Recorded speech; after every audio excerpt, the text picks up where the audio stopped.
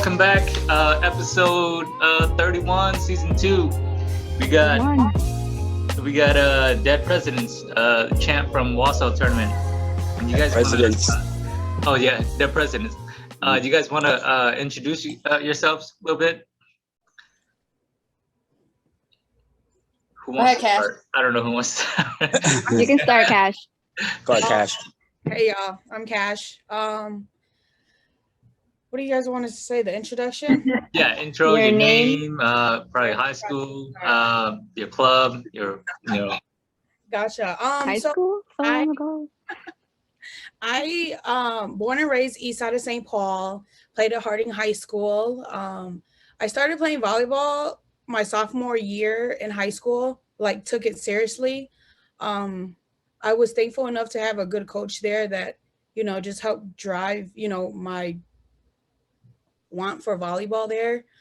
So that's what started it all. But I didn't play any college ball. Honestly, I was a little scared of leaving home. Typical Hmong story. I'm like, oh my God, I have to leave home. I freaked out. So I unfortunately didn't do no college ball, but just having that experience and not taking it, it taught me and it encouraged me as a coach to push the girls to go play college ball. It's a great experience for the young girls to have. So I love that.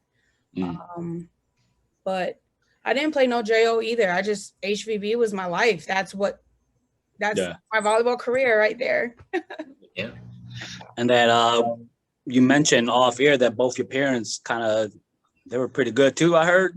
They all right? Yeah. So dad is MBY Koo, the legend, the myth, the man. Everyone knows my dad. That's my dad too. Everybody's dad. Everybody's dad.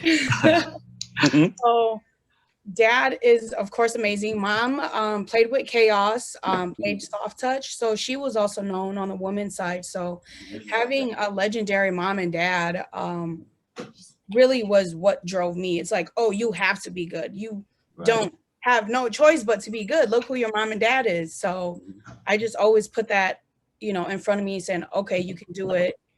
So I'm thankful for them.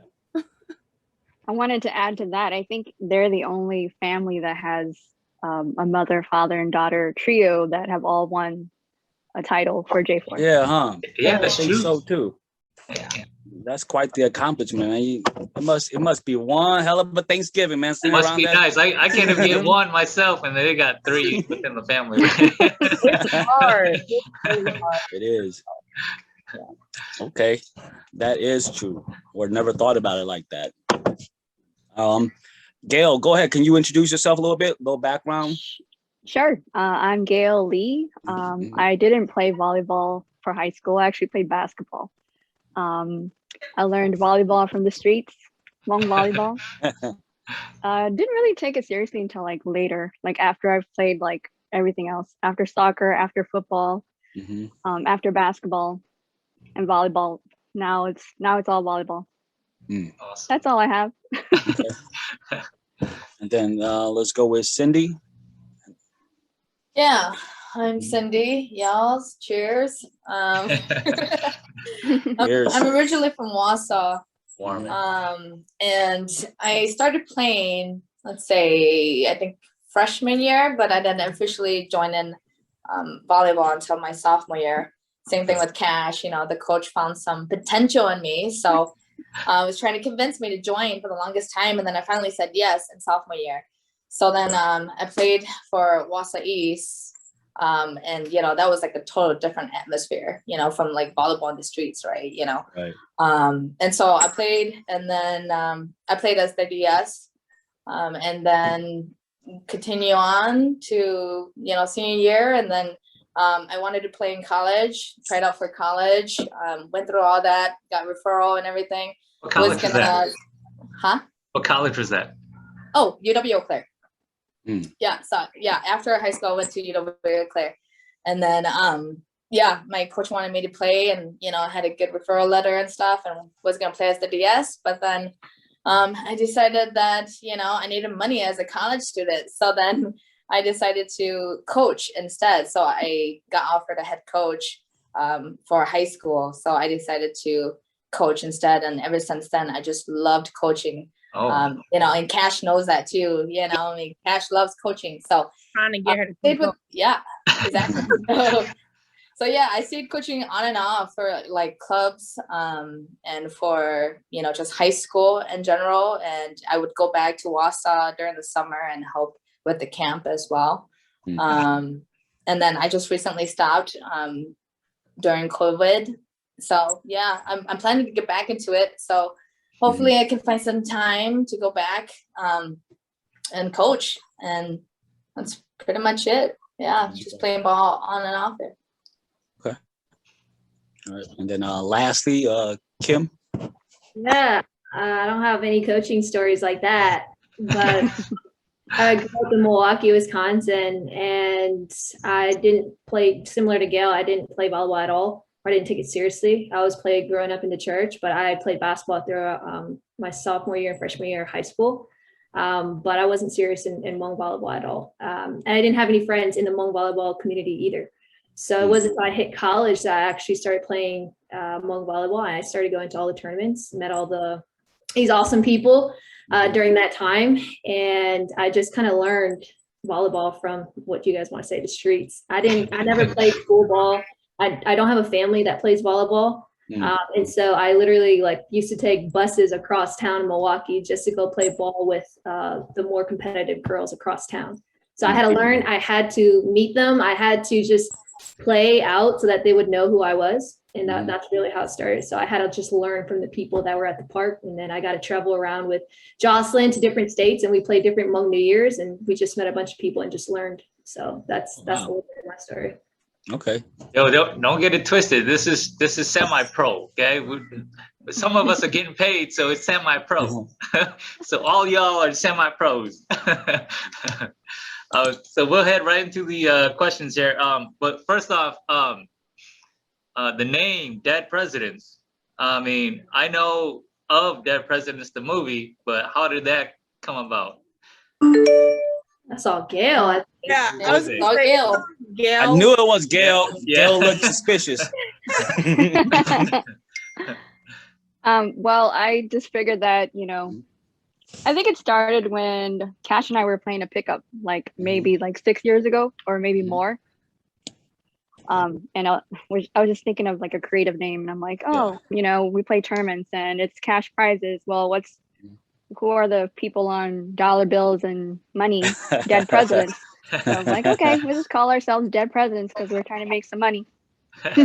You guys really lived up to the name. When I saw that name register, like, man, this team must be good. Well, they better be good because that's a pretty tight name. Yeah.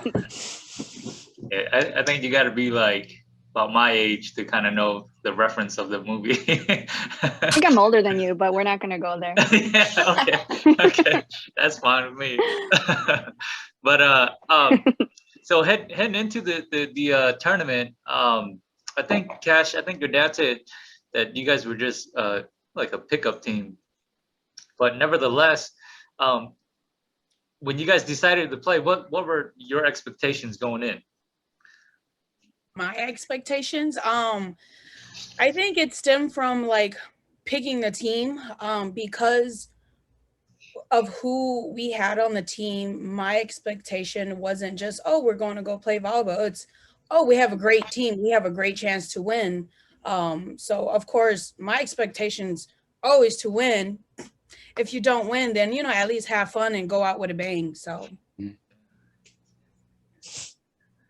Well, the rest of you guys.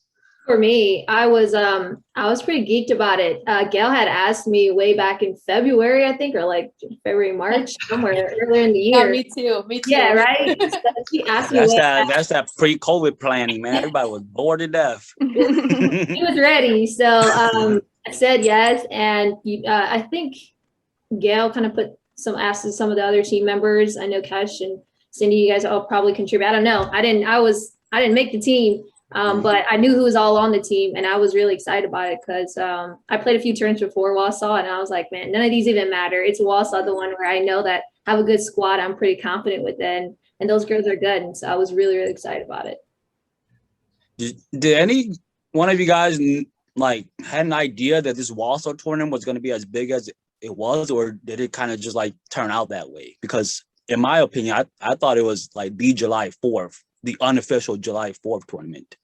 Well, it only became like that because of COVID, Right. right? Let's be honest, right? I mean, Wausau wasn't like as big, you know, I guess it was started to grow a little bit bigger each year. And I still remember playing like the first year that they actually had it going. There wasn't that many teams, but I think COVID has a big impact on it, you know, and because the fact that we didn't have an official J4 for, you know, the whole entire COVID. So I think that brought a lot of attention to Wausau, and that's kind of a good thing because, man, 33 women teams came out, and I'm glad from, you know, outer state and in-state. So, you know, it was good to see veterans come out. It was good to see, you know, young superstars come out that we haven't seen before, and we're just like, whoa, who's that? And yeah, so yeah, I think that, you know, we expected it to be a big turnout just because you know, there hasn't been many tournaments. Right.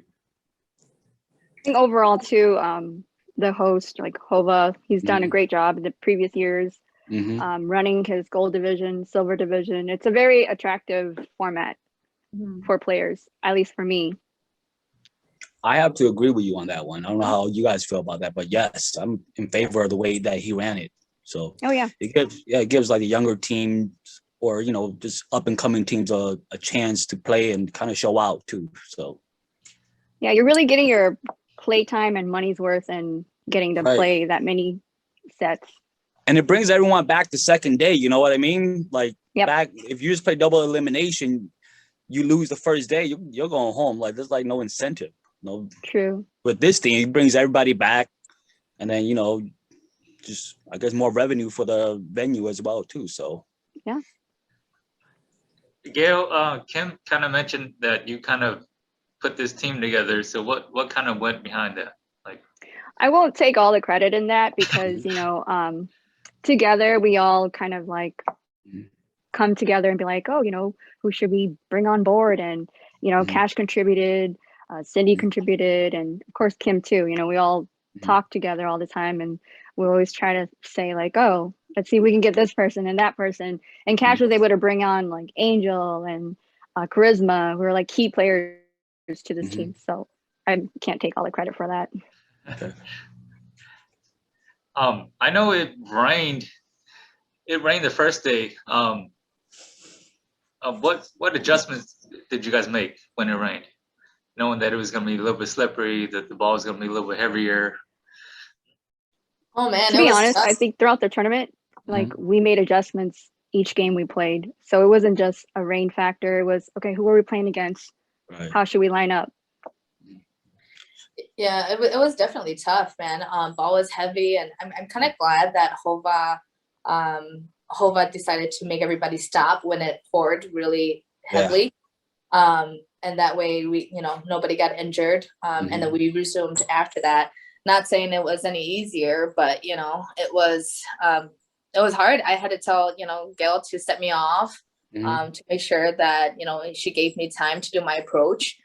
And so it's just, you know, those little simple things that we kind of had to push back on, and just not play with a full potential, but then play enough so that we can win or move on and just, you know, make it second day and be in a good seating. So yeah, I mean, it wasn't easy. And then Cash, do you think that kind of played into your guys' hand in the final? Do you think that, in your opinion, do you think that Culper was a little bit affected by like the ball being a little bit heavier, it being a little slippy, I don't know. Slippery. Yeah. Slippy doodah. Slippity doodah. I was gonna sing and stuff. So do you think like that kind of affected them as well too, and then kind of gave you guys the advantage? Did it affect their game? Yes. I feel like the weather affected someone's here. Affected everyone's game. I think the biggest thing that was like who was able to make better adjustments, who was able to, you know, just to ride the hype of Right. you know, playing the game. I mean, it was hard on both sides. I Yeah. don't think it was an advantage for us that the ball was heavy, because we Right. struggled really Yeah. hard. I know I did as a hitter. I'm like, okay, there's certain things I know I can't do anymore because the ball is so heavy. So Yeah. I mean, shout out to Copers because they played a great game. It was They hard, did. Yeah. like heck, but Yeah. I mean, everyone made the best adjustments as we could. Mhm. So I think Gail, real quick, how was setting with the wet ball? Was it a little bit more difficult, or you're just like, it ain't no thing for me? What was- It's tough. It's tough. Mhm. It's always intimidating when there's weather factors, Mhm. wind factor, rain factor. Yeah, it was really windy out there too. Yeah. It's already hard enough setting without any factor. Well, Go ahead, Will. I was gonna say, and then I noticed, in my opinion, I don't think that culprit really adjusted to you guys. It seemed like they were still single blocking a lot of your guys' hitter. It seems like you guys were double blocking theirs, which kind of worked to your guys' advantage. I know you guys are double blocking, then Gail was like right behind there, and then they were kind of trying to dink it right over the blockers, and Gail was right behind there just picking up those dinks. Do you feel like, do you agree with that assessment? Like they never made the adjustments and you guys kind of just, it fell right into your game plan? I know early on, Cash and I talked about like, you know, pressuring, like giving pressure to the hitters and making sure that we do have double blocks. And that was one of the game plans going in. I can't speak on Culprit's game plan, but that's kind of how we went at it. And we made adjustments throughout, like if we had to move people around. How was your lineup situated, Kim? Was it you and then Angel opposite each other? No, actually, it was Angel. When we initially started, it was Cash up front, I believe, with Angel and me starting up front. But then I only played front row. I rotated in and out with Gail. Oh, right. Thought that'd be really good because we definitely wanted to keep charisma in all around too. She was a great defensive player. Yeah. And so I think that really helped us. And then I was up there with Angel on the blocks, and then occasionally with Cindy and Cash up there in the blocks, and Anu as well. So it worked out. We did plan to have really strong blocks, and our defense was just always ready right behind us. So we already pre-planned that prior to playing against Culprits too. But because we knew they had strong block hitters as well. So we definitely wanted to be prepared for that. Yeah. Well, I was looking at the video, and I think you guys have more. I stopped watching after a while because I was getting too much. You guys had at least 8 blocks, at least 8, where you guys threw it right back out there. I think it kind of affected them after a while. You know, like your psyche started playing with you. You start like messing with the ball a little bit. You're just not yourself. I think that kind of fell into your guys' head. I remember that last play, the very last sequence where I think they set it to Michelle once. She got blocked and bounced right back. They set it to her again. She dinked it. And then you guys hit it back. And then the last hitter, she kind of, I think she was affected by the block. So she kind of just tried to tap it over. And then that was it. So I think eventually, I don't know if you guys are familiar with like boxing, but like you start hitting those body blows after a while, then, it started affecting the person. Like, oh man, like this is really hurting. So I think you guys did an effective job. Thank you. Thank you. I'm sorry, I watched the tape like 4 times. We made highlights and all that kind of stuff, so I pretty much knew what was going on. Yeah, I have a specific question to Gail. I don't see a lot of the ladies open hand setting. I only see like a few, but I do notice that you're very comfortable open hand setting, open hand jump setting. Can you speak on the advantages of that, and then how can like a younger person kind of develop that?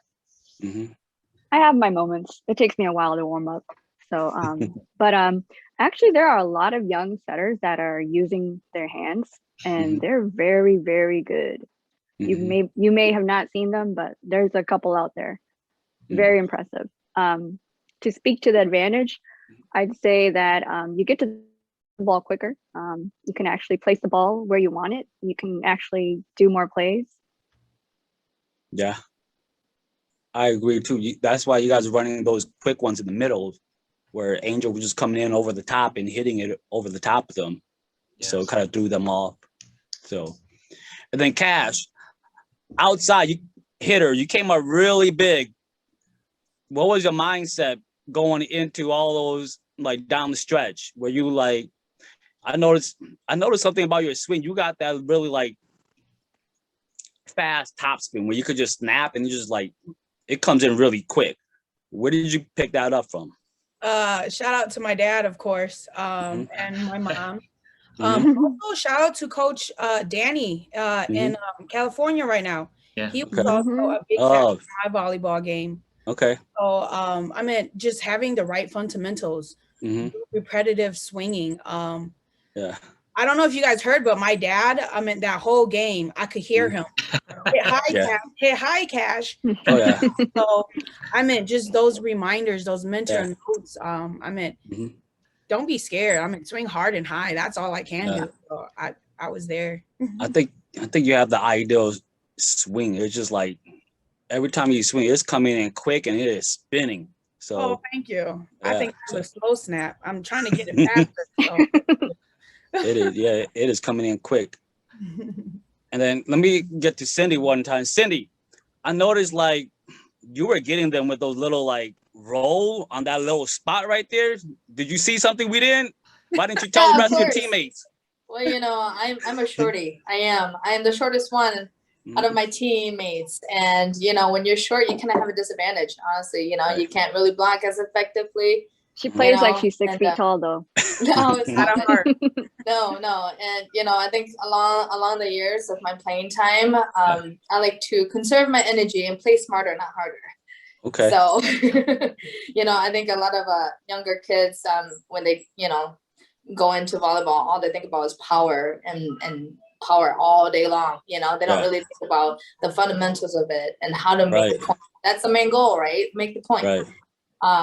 And so, you know, even though I don't hit as hard or I can't jump as high, you know, I think when it comes to crunch time, you know, you need to sacrifice some of the really good sets and sacrifice that power that you've been, you know, having and just place it, you know. That's well, I mean, that's my idea. That's kind of what you did. Player. Yeah, and then that eventually set up a couple of your hard hits down the stretch where they didn't expect that. Right. So I guess it's kind of like you're not really even doing it on purpose. It's kind of like a chess game where you just kind of like setting them up. And all of a sudden you bam one right down the back court, and you got a couple of big hits down the stretch as well too. So I think it kind of set them up. They were kind of like off balance. There's always moments where you know, you have to be unpredictable, right? You know, that's what I always tell my kids too, that, you know, you have to be unpredictable with your hitting. If you keep power hitting all the time, it's just going to sit at you all day long, right? So, you know, you gotta be unpredictable and sometimes sacrifice a good set and place the ball.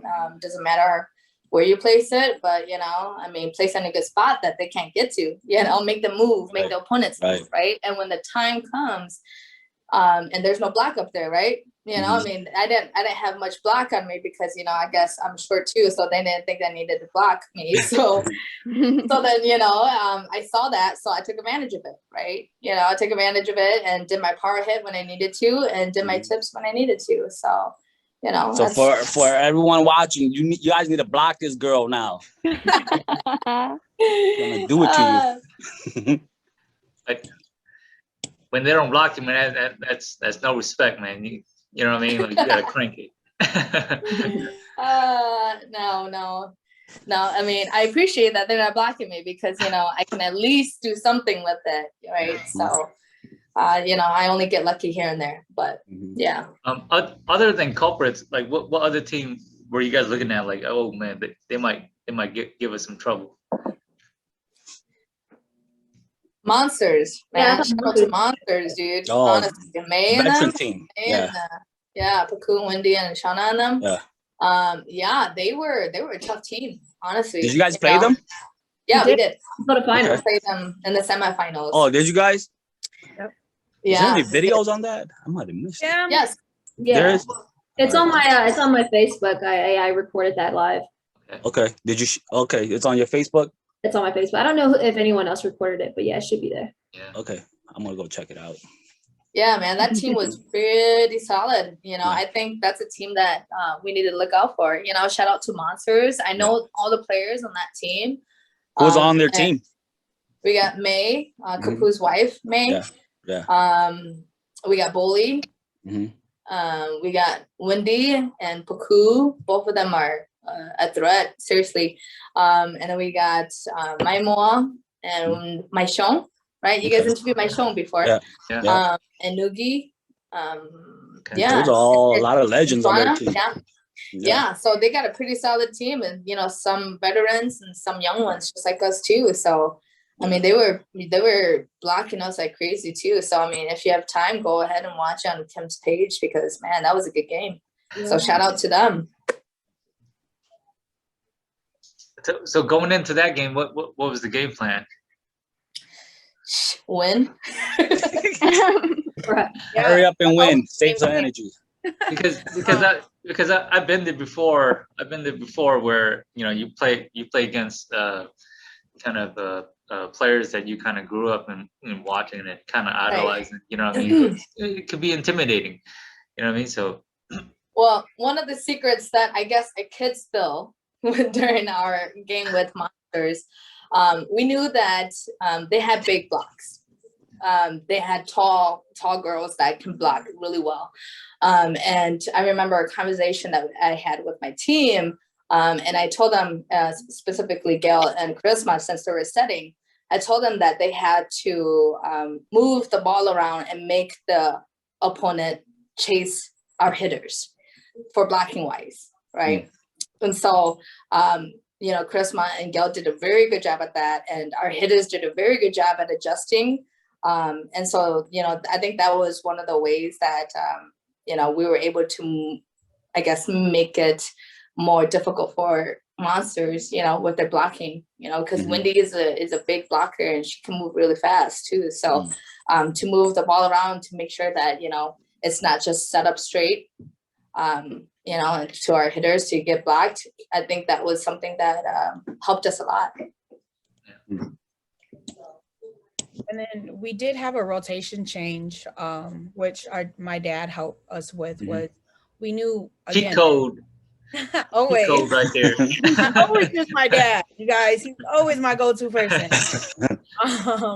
So I meant we knew they had big blockers, big hitters. So it's okay. We need to set up our blocks. So I mean, I think starting that game, and even moving forward, we knew Monsters was a big game. So it's getting that rotation right. So that also, again, helped us move forward to the finals game. Was okay, this is the rotation that worked. So that was a big changer. Wow, I was surprised it took you guys all tournament to make that adjustment. You guys didn't need that adjustment before, or what's going on there? We knew we needed it. There was nothing wrong with the other rotation we had. The Just other matchup? teams, it was per team. I mean, our rotation was based on who we're playing against, what is needed against that team. So those were the adjustments we always came back to and made changes. Gotcha. And then Kim, some pretty big blocks in the tournament down the stretch as well too. What's your mindset when you're up there in the front and you need to shut these hitters down? What are you thinking about? Thinking about Cindy yell at me if I don't block. Jeez, Cindy. It's just in my nature to coach, okay?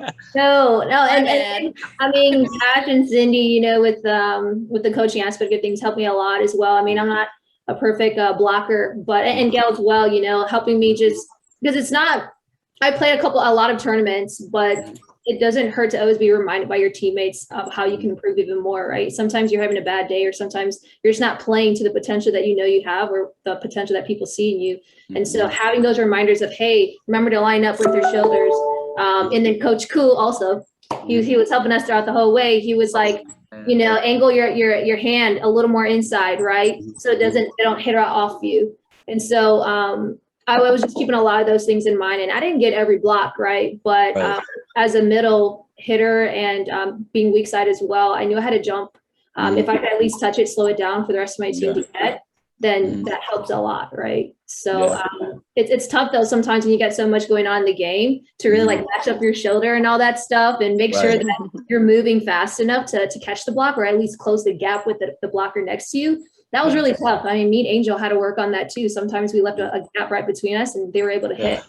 So it's tiring. It's tiring just jumping up and down and then coming back to hit. So Well, I can only imagine because in the women's game, like the females game, there's a lot of like back and forth. So it's like jumping and then going back into position. Whereas the men's game is a little bit different where they kill the ball most of the time right away. So the rallies are not as long. But the women's game is like back and forth a lot. So you guys always like, either transitioning or moving back, sliding, all this kind of stuff. So yes. Yeah. I mean, that's why when I watch the women's game, there's so much discipline. You know what I mean? Like everybody's so disciplined. The transition's on point, defense is on point because it's back and forth. You're transitioning back and forth. You know what I mean?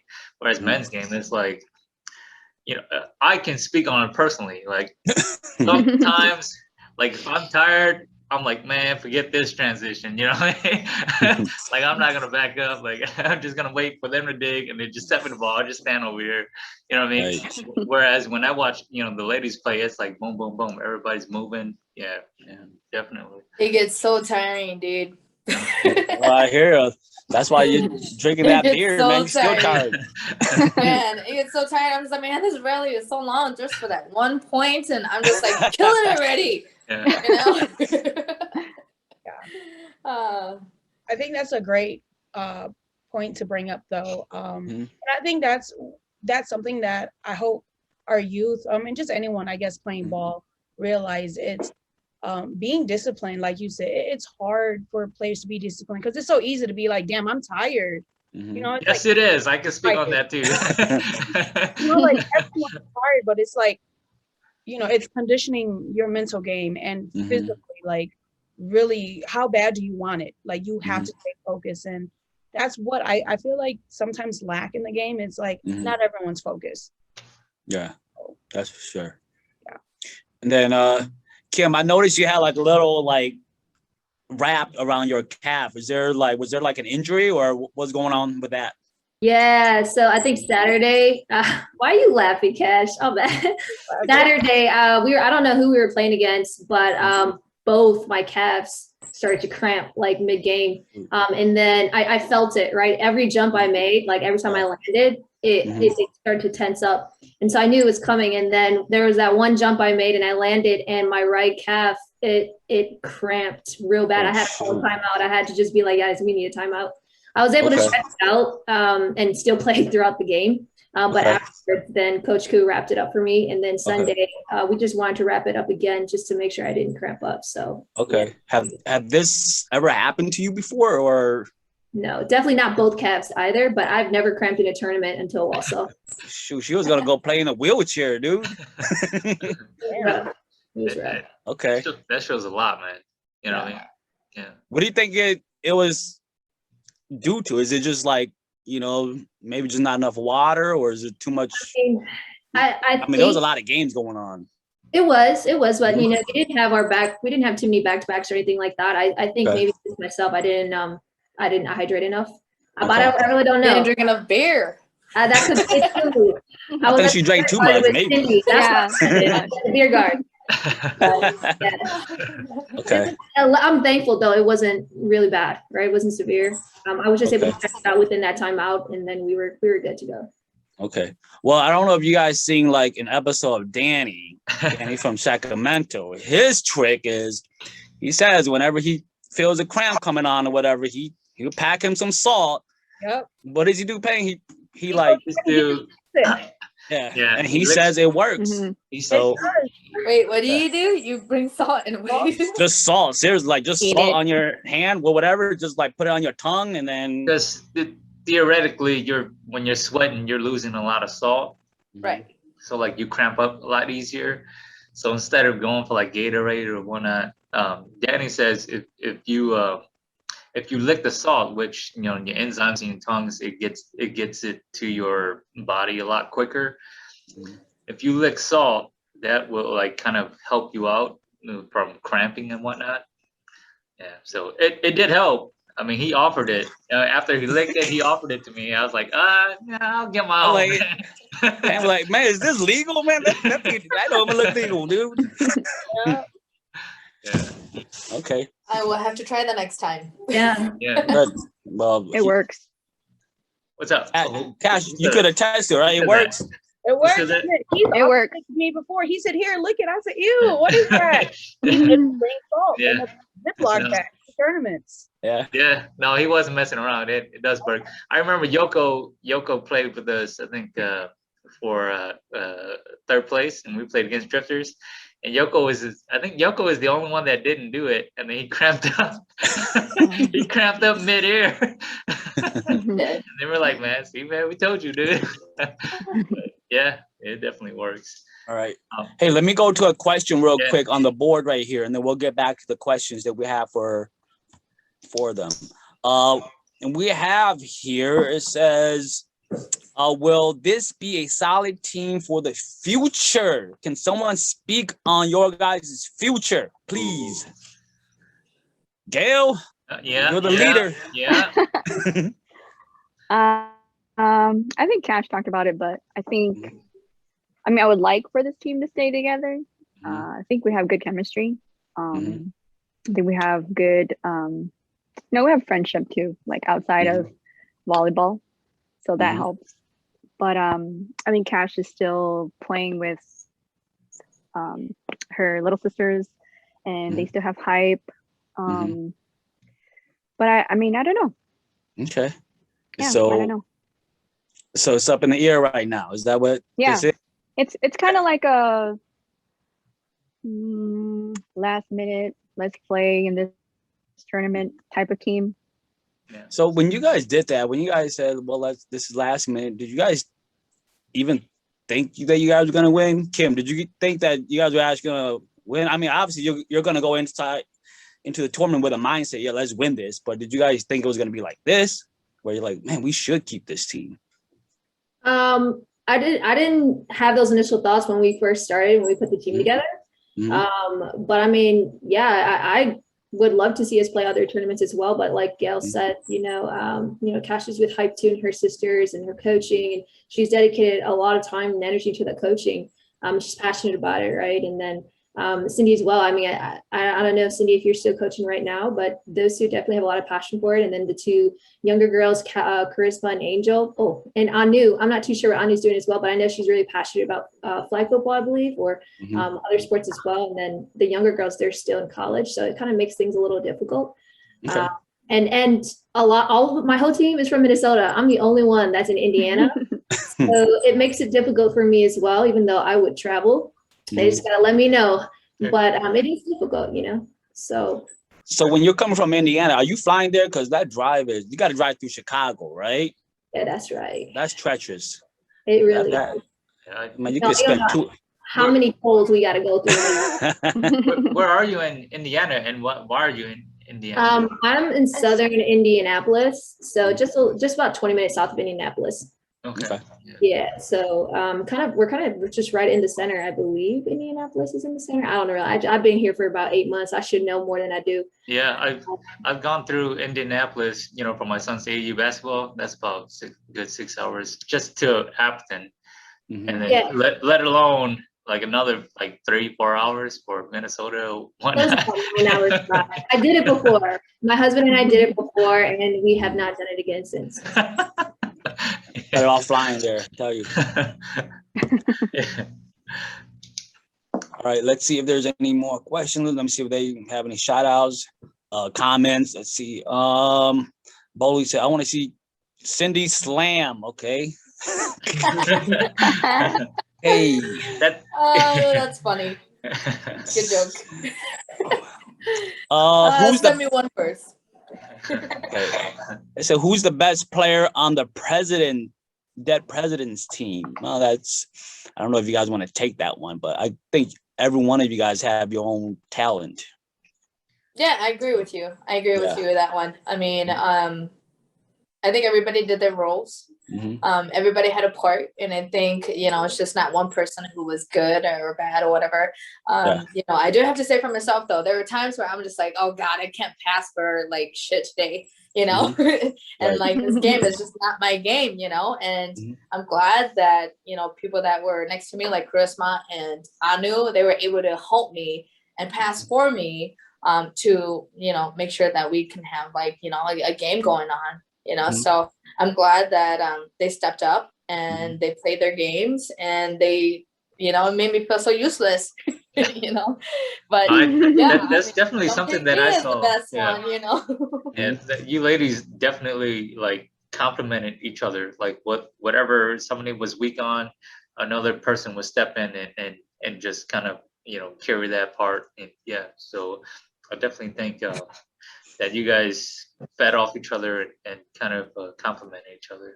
Yeah, exactly. And Payne, going off of that too, you know, we made a lot of adjustments throughout the whole tournament, you know, and we talked a lot about trust, right? You know, we played, you know, with, you know, this person and this person with, you know, during these games or whatever. And I'm just like, you know, I built trust with Charisma being on my right side. I built trust with Anu being on my left side. And, you know, and we had like a good game going on. And I think that's something that made us win as well, you know, having trust in each other, and the people that surround you, you know. So it's not saying about like who's better than who. I think it was more of like trusting each other that they would help when it was needed, you know. It's like going into a fight and you have each other's back. Right. Pretty much. What fight specifically are you talking about? Winning. Let's see a couple. Let's say one of our viewers said Gail is a beast. Gail, you are a beast. Thank She you. is. I agree with that. I think I remember reading one of the comments saying that you're a champ in basketball also. Yes. Actually, Cash is too. We played together. Yeah. Okay. Wait, where do you guys play? Is it?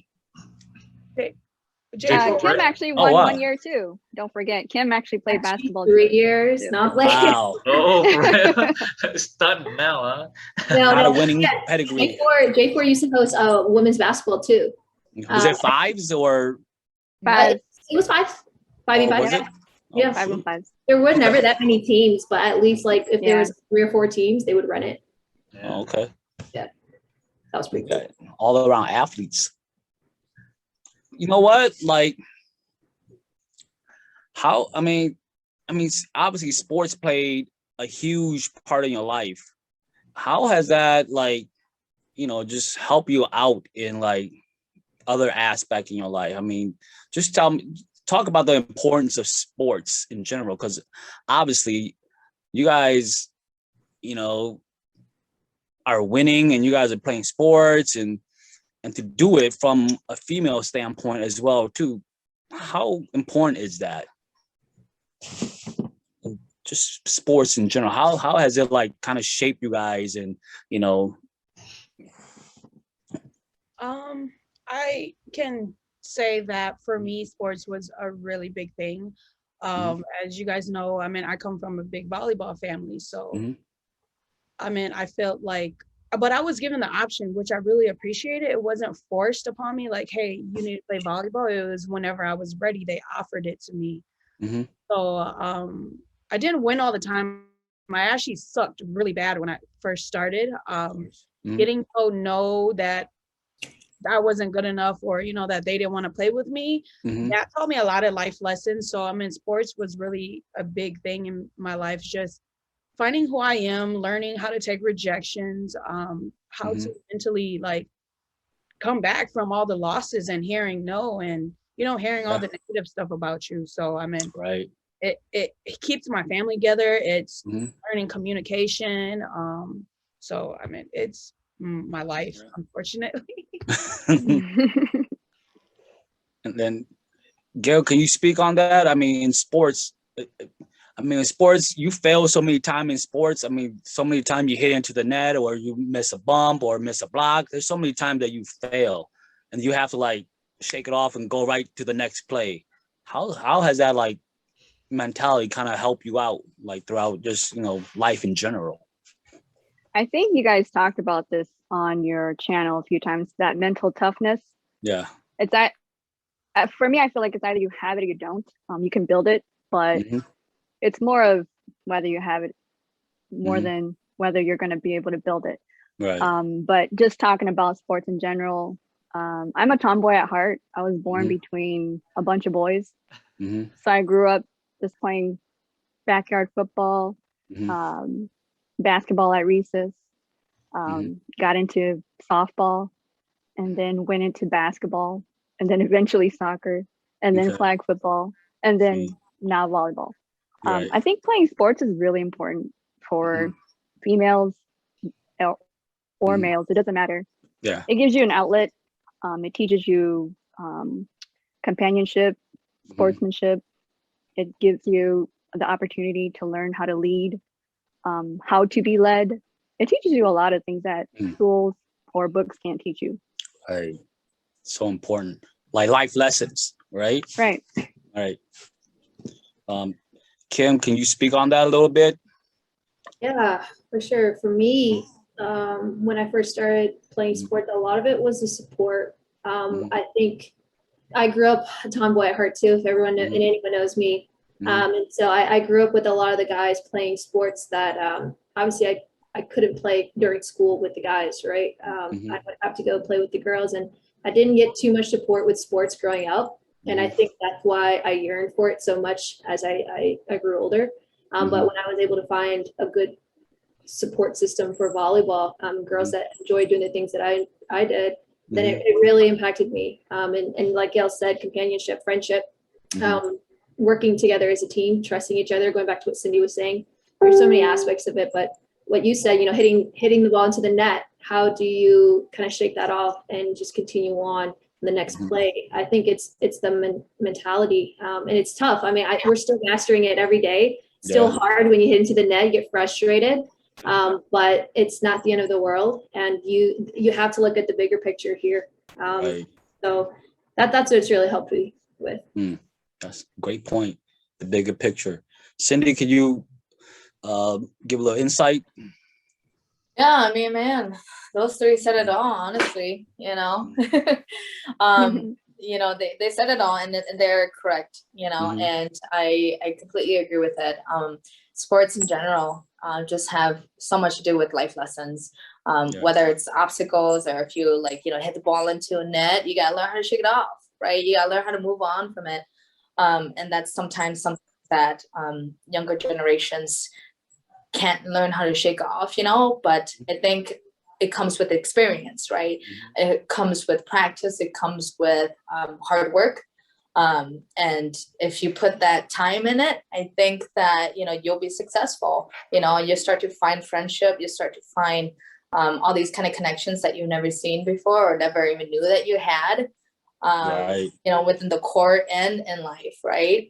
So I think every point that all my teammates have said here, they're right on. So just ending that on.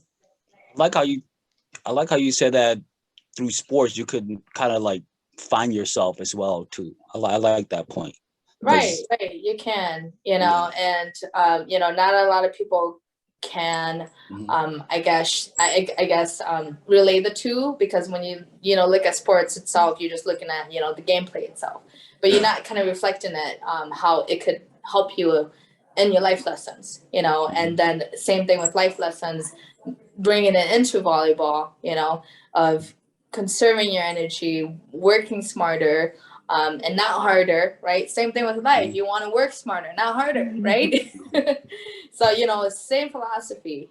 It really is when you think about it. So, yeah. Great insight. I mean, Can I add to that, Will? Yeah, go for it. That to me, I think sports have also, or it does a really good job at teaching us criticism and how to take criticism. I think a lot of people struggle with that. In sports and outside of sports. And so if you really it goes back to the support system too. You got to find people that are where you want to be, learn from them, and just let your pride down and be humble from people. I mean, we don't know everything, and I think going back to making the mistakes, I think we all make mistakes outside of life and in sports, but it's not the mistake that matters, it's what we do after it. That is the most powerful aspect of it. So that is so true. That's so underrated. Just like the bounce back all the time, especially when you play sports, you're always like bouncing back from each and every play that you don't even think about. Like you're just mentally, I guess Michael Jordan kind of said it in some of his interview, like the physical stuff, that's the easy part. It's the mental stuff that you gotta like put yourself through. Like next play, he's always thinking about the next play, and kind of like what you said, Kim, he's always thinking about like the bigger picture. You know what I mean? Like this moment right here, okay, cool, I messed up right here, but I'm thinking about the next play already, the bigger picture where we need to get. And I think that's just so important in life in general, not just sports, because sports is kind of like a metaphor for life anyways. I agree. Let's have a couple here. Let me go through a couple of these comments. Let's catch up and then we'll go back. And then he says, Cindy's a G. Cindy, explain that. Why are you a G? Somebody said you are a G. I'm a G. Oh, maybe because I smoke and I'm playing volleyball and I'm drinking all at the same time. Oh, snap. Maybe that's what they mean. Oh, man. Okay. Don't forget you got that gangster lean. Yeah. I need that energy bar to help me play better, you know. Cindy got the real street cred. All right. Izzy here says, I want to shout out Kim, #1 hype man. You got to shout someone out. You can hear them all on the lives. Let's go through a couple of these, and then it says right here, what are all you guys' hobbies besides basketball? I mean, besides volleyball, my bad. What are some of your hobbies? Go ahead, anybody?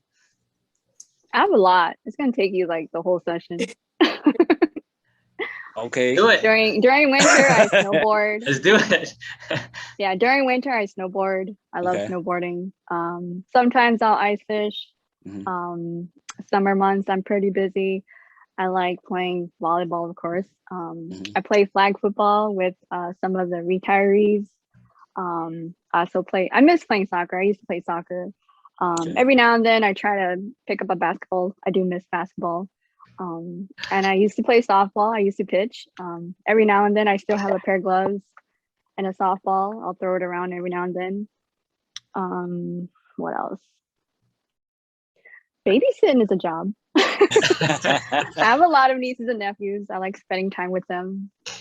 And I like traveling and trying different foods. Okay. I have a serious question for you. So like, yes. With all those activities, right? That's very like physically, challenging. Like I want to play volleyball and then I still play basketball with my son, but I could barely walk in the morning. How do you do it? How do you do all those activities and like still walk in the morning? I don't know. I guess I'm just, I don't know. I don't know. She's different. She's wired different. Yeah, we're just built different. Just kidding.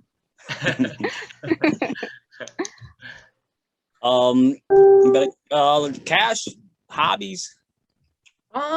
Honestly, with coaching and running that business with my dad and me trying to play ball, I don't really have time for other hobbies. I like to sleep because that's the only after I've done coaching all weekend long. I like to eat food.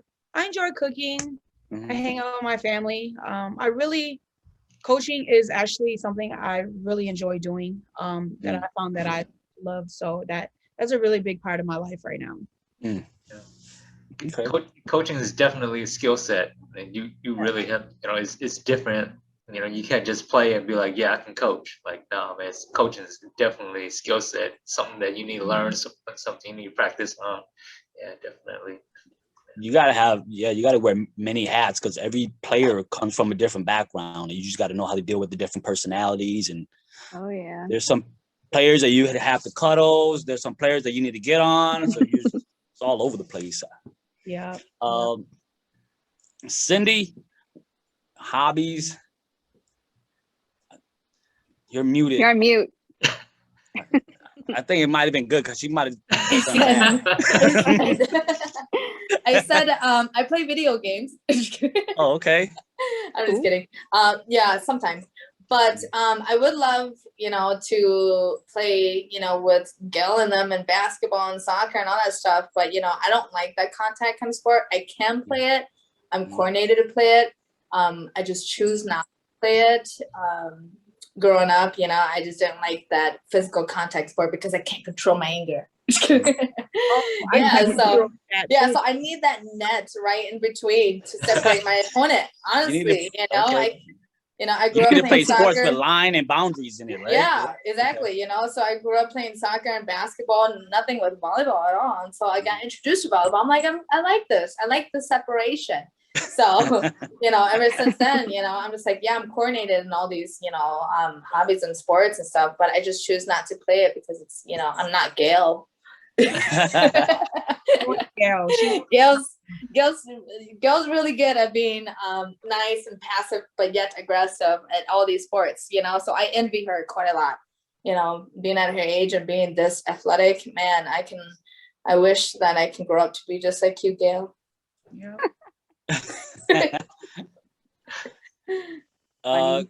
Kim, hobbies, what are you into? I feel the same way about Gail. Since the day I met her, man, she's like so fit and she's got a lot of energy.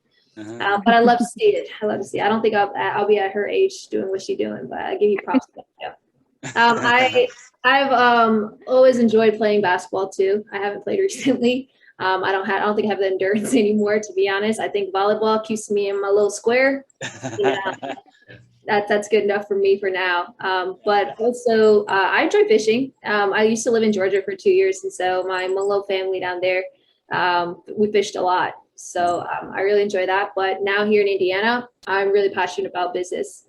Small business owner too, and I like educating and empowering people on the power of just social media, empowering people to start their own businesses, how to do their marketing and things of that sort. So really focused on that here. So. Okay. Let's get back to the question. There's a whole bunch of comments now. We'll get back to the comment. That's awesome. You got a lot of viewers. They're like asking away, man. Hopefully, don't ask anything personal. I'm gonna read through it while you ask the team. Yeah. Let me ask you guys. So culprits. So in my eyes, I consider Ka and Michelle as one of the top players. If not the top players. Like what was your mindset going into that? Like how do you I played against on the men's side, I played against top players. My mindset is just like I'm gonna go after their necks, you know what I mean? Like I'm just chop it off. But what was your mindset going in? You want to go, Cash? Sure. Honestly, yes, those were key players. But I mean, MT, man, amazing setter. Like she will always be known. Like everybody on that team, I give credit to because those are people who I consider they're one of the top players, right now in the Hmong volleyball world. So and honestly, so Hype's always played against culprits. Like I feel like we play culprits all the time in every tournament. So I feel like I have the experience of playing against them and their players. So to me, my biggest thing was just making sure that I was ready to do my job. How to support the team, where I was needed to execute, block. So just being, like you mentioned before, just being disciplined. That was my only mindset. I never once did it cross my mind that we were going to lose. I just don't have that mindset. I was ready. I'm like, cool, finals, playing culprits, I'm ready to win. That's just my mentality. I think it comes from my dad, is stepping in and wanting to win. And what are you going to do to get there? So that was where my head was at. Yeah, shout out to those two because, man, those two are tough to play against. They're a big threat. And very young, and she's got a lot of potential. And Covers is a good friend of mine. Shout out to Covers. Hey, Covers. I know she's watching too, but Covers, she's a good friend of mine, and we grew up in Wausau together, so we played with each other in quite a lot of tournaments. And so, you know, I knew her, and, you know, the way that she played, you know, she has a lot of IQ when it comes to playing. And so, you know, I always had to be on my toes with those two. Honestly, I mean, I knew that 90% of the balls would go to one of those two to put it away, because, you know, they're the big executors on that team, you know.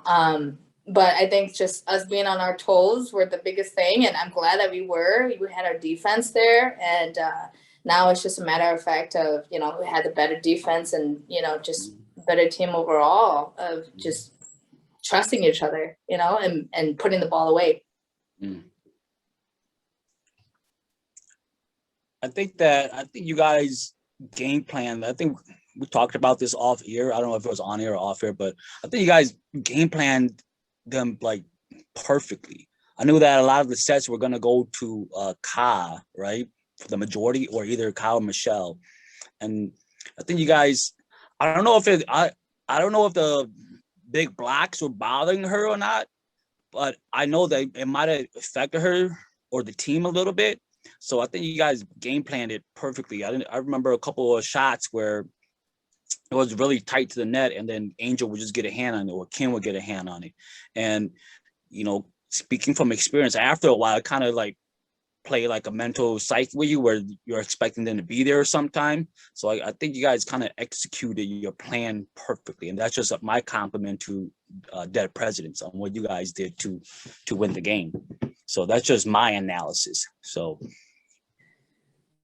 Right, exactly. And you know, going off of that, that's why we talked about blocking, right? You know, who's our biggest like effective blocker and who we needed to line them up with. You know, we knew that Covers was actually a very good hitter and knew how to hit around blockers. But who could we put up against her, right? So we decided with Angel and Kim being up there, or with Cash and Angel being up there, it was very effective, and we saw that too. So we knew that it was working. You know, and it helped us shift with our defense as well. And so, you know, with that game plan, I think it worked out really well. With us winning. You know. Speaking of Ka, I was looking at the video. She has so many shots. She can go short, long, left, right. She's all over the place. How do you guys even like stay on your toes for all that? She's like, I mean, she's literally like all over the place. She could hit it over there, like. It's crazy. She has a lot of skills. How do you guys even like, you know, game plan around that? I know for me, anytime I play against Ka, be ready for anything. Go shift to your spot, and just be ready for the tip, the hard hit, the run through the ball and go and get it. So I think just not being scared. I know it helped me a lot on defense, but I think also is people have to realize that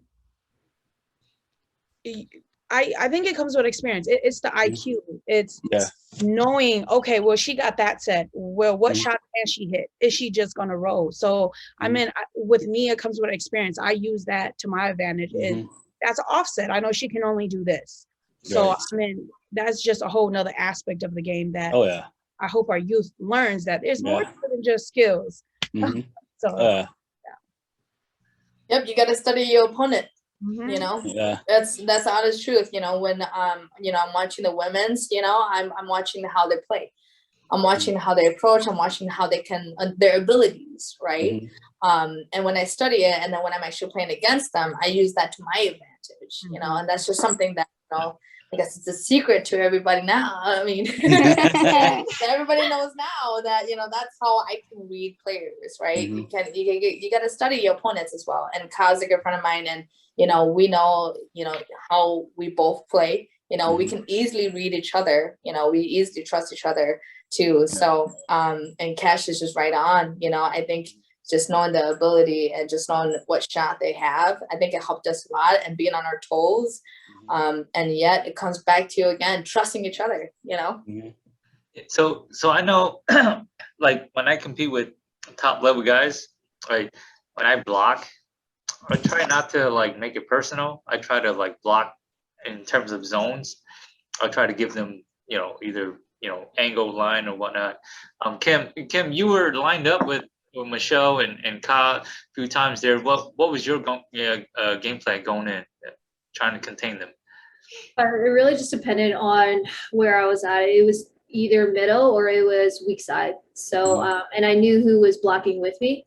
It would either be Cash, Cindy, or Angel. And so with that, depending if I was middle, obviously I want to get the angle, right? Cover that because I know the person blocking next to me is going to get the line. Then if I was on weak side, I would do my best to cover the line and have Angel come in to cover the angle. So I really just depended on that. And Roberts and Michelle are really strong hitters. I mean, they have a lot of options. They know how to switch the ball up. And so sometimes it is hard to read, but I think if you play your position and you jump up and you guys work together on the block, then I think it should be effective, or at least touch it, slow it down for the rest of the team to pick up. But actually growing up, well, not growing up, okay, it was 2015. I'll make it sound like I'm so much older. 2015 is when I first went down to Georgia New Year, and I saw Michelle play down there. And she's from North Carolina, so they would always come to Georgia tournaments. I saw her, I think when she was like maybe, I don't know, 12, 13, 14. And she had like a really, really strong swing, but it kept going to net a lot. That's just why I remember seeing her. And then like I knew like she was going to have a really good swing. She was going to be really good. Come back a couple of years later, and she turned to be a beast. And then in Cobbers, Cobbers always been like my number one idol for volleyball when I started playing, because she's a lefty and she was playing with Infamous, and that was when Infamous was having their run, is when I started playing ball.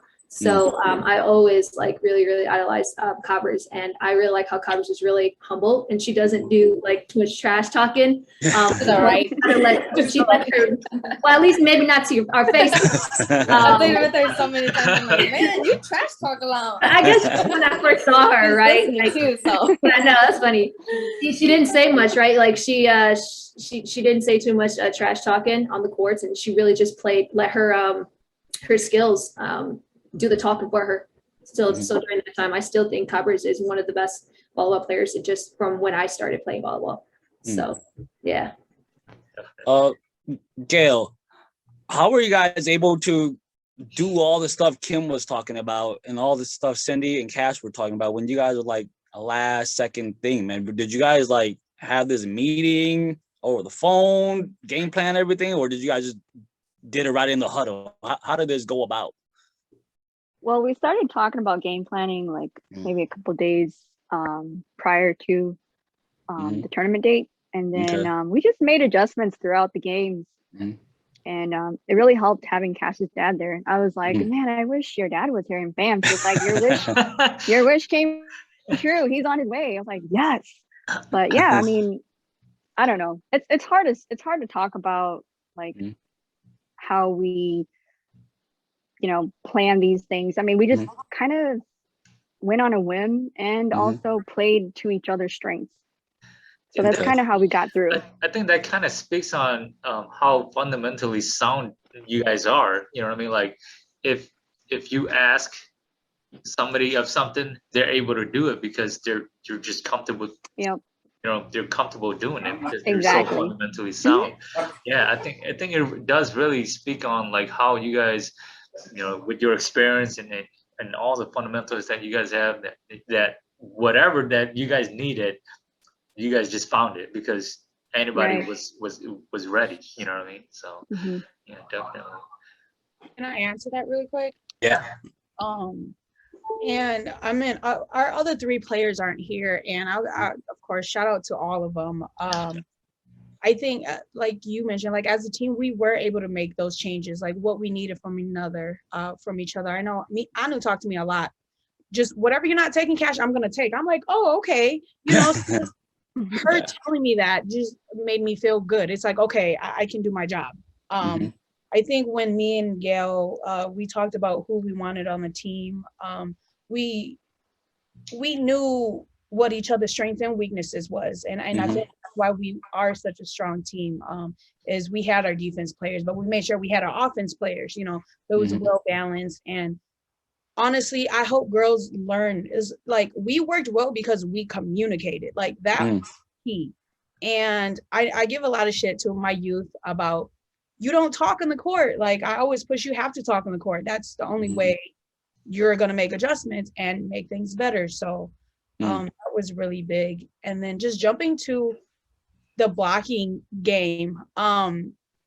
So Charisma is a libero for a Division II school. I knew was our strongest defense player. So we talked about as blockers, block cross, make everyone hit to car. Sorry, I call her car. So I mean, that was another game plan we had. Just hit to her. Everyone just go hit line. So I know as blockers, we set that up too. It's like to work in our strongest defense, you know, to help us out. And then shout out to Angel. She's playing D3. She's a defense player. So again, I feel like that's how we're really disciplined because the young girls in our team are really disciplined. They got the training. Coaching. So, exactly. So I mean, and then having us older girls, you know, just help support them was great. Anu held her own, man. She just filled in the team wherever needed. So she's a superstar all around player. So it was just great playing with them. Gail is sideways, right? Am I right or wrong? There you go. All right. Let's take it to the comments real quick. These are getting filled up, man. We gotta nip these in the butt. Let's see here. There's a question here. What team out there, new or old, would you guys like playing against?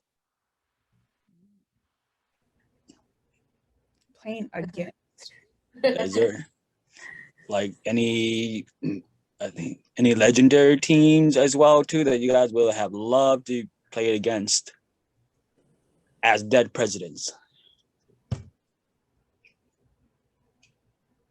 I feel like I'm limited on a number of teams that I know because you guys all play volleyball for me. Like I just know Infamous, I know Chaos. I don't really know too many other teams. Okay. I mean, I would love to play against Infamous again. Yeah. Put it out there. I agree. I think Infamous would be a good one. I think SmackDown would be a good one. I think Impact would be great. It would be a good run.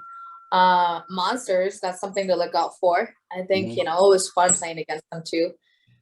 Blaze from Minnesota, the young team. You know, we didn't get a chance to play against them, but I would have loved to play against them. I think that's a team to look out for as well. Yeah, I mean, there's a lot of good teams out there. There really is. But, you know, I don't know many teams. Those are just the teams that I know of right now. Okay. Anybody want to add on? Should we move on? All right. Junior here says, give a shout out to Team B. Who's Team B? Whoever Team B is. That's your man, Gail. Oh, Team B. Oh, shout out to Team B. Let's see what we have here. Cindy's my idol. Okay, Cindy's an idol. Out here winning. What motivated each of you to keep moving forward during the tough times of the tournament? Can you speak a little bit on that, ladies? Cash, what motivated you to move forward during some of the tough times in the tournament? Did you guys go through any rough patches at the tournament, or was it just like smooth sailing all the way through?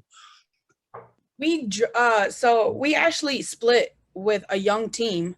That was a struggle. I think taking that L the first day, because it was pool play, taking that first loss, we as a team, I think that helped us as a team. I feel like that was the turnaround point of, okay, we need to get our crap together. We can't play like trash all day long. Was that right off the bat? No, like it wasn't right off the bat. It was probably like the third game or something. Okay. Yeah. But they were good, Cash. They had really good, you know what I'm saying? I think they deserved that. You guys remember what team was that? Yeah. That was a team from lacrosse. They were younger. I think that's Pasha and Kelly and they're wearing purple. Some of them. They're really young. They are. Okay. They're Angel Tao from Corporates, all their nieces. Okay. So yeah, I know some of them on there, and man, they got the fundamentals down. You know, I think that's why we lost, because they had the fundamentals. You know, they didn't care about power or anything like that. They just had to make sure that they kept playing and and never giving up and keeping the ball and play. And They kind of beat you guys at your own game. hell yeah. Hell yeah, they did. Yeah. You know, but shout out to them. They did a really good job, and I think they won first place in the silver division as well. Okay, Yeah. cool. Yeah, they did. So you know what? If we lost, oh, someone's here. If we lost to them, I mean, I'm more than grateful that we actually got to play against them. They won first in the silver division, so it's good. Does anybody know their name? There might be a team to look out for. I think it's someone said Heat Wave. Heat Wave. Heat Wave, that's what it was. And Lore Heat Wave. said that. Okay, I'm gonna see if they're enter any tournament. I'll check Heat them Wave. out. They've got a lot of potential. They do, you know, for a small city from La Crosse, you know. So I've been watching them, and they've been improving just slowly over the years, you know. So there's someone to look out for. Let's see here. You know, there's some compliments right here. It says you guys are straight up spitting fire, great life lessons. So you guys are straight up role models. Let's see. Shaw says, "Why are these girls so shy? You guys are usually loud." That's probably Cindy. This is my third beer with It says here, Cash is phenomenal coach. Ka said drinking is a hobby for Cindy. Okay. That's right when I'm drinking. Yeah. Oh, okay. So check this out. It says here, do you guys think you guys would have won if you guys didn't have the support from the sidelines? You know, for example, like Cash, your dad, helping you guys make adjustments. Do you guys think you guys would have won without the support? What is your opinion on that? So shout out to Nisha, my friend. She was there. She was the person telling us rotation. Okay. So we needed her. She was literally our 8th player on the team, helping us rotation. But honestly, the crowd is a really big factor. Would we have won without them? Me being confident, yeah, we would have. Yeah. But they made it better. You Right. know, they made it enjoyable. I'm glad it was there. Like the hype is real when it counts. I think I saw your little sister jumping on the court a couple of times. Yeah, she was way hyped. Yeah, I was looking at the video. She was like jumping in the court, running around. Like what? Yeah. So she was pretty excited.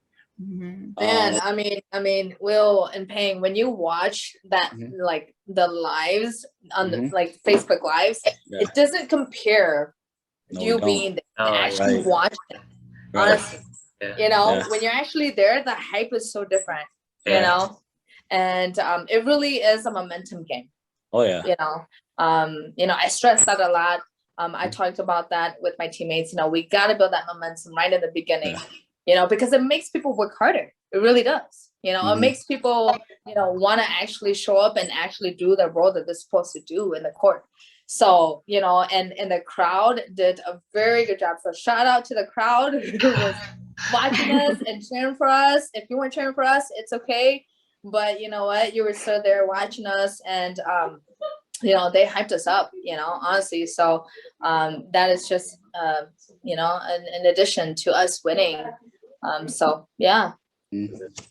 Oh, probably Kevin. Is that Kevin? It's probably Kevin. Let's see. Let's go with a couple. One right here. Let's have. Why don't we have Gail answer this one? Gail, Ka here asks, "What is the best part about competing for you guys? Since you're like into all these type of sports and it's very competitive, what is the best part?"